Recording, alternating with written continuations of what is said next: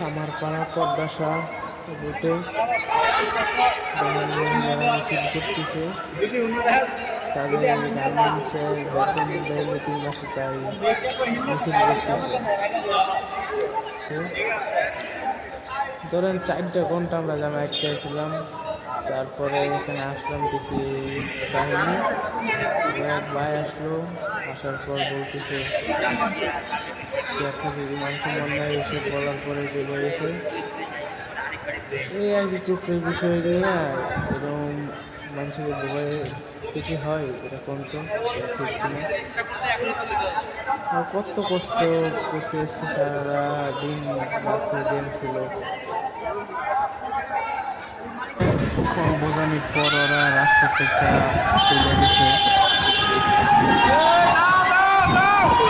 মানে 4 ঘন্টা ধরে আমরা জাম আটকেছিলাম। 4 ঘন্টা পর জামটা সরছে, ওদের রাস্তা থেকে সরাইতে পারছিলাম না।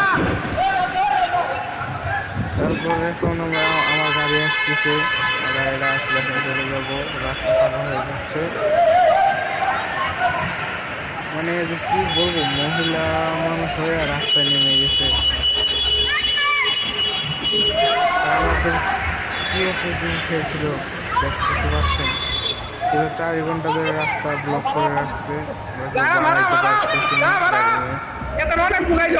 আমার সাইড 3টা অফ হয়ে রয়েছে। আমার গাড়িটা আসতেছে, আমার সামনে আছে। আমি হেল্পার হয়ে আসছিলাম, বুঝছেন।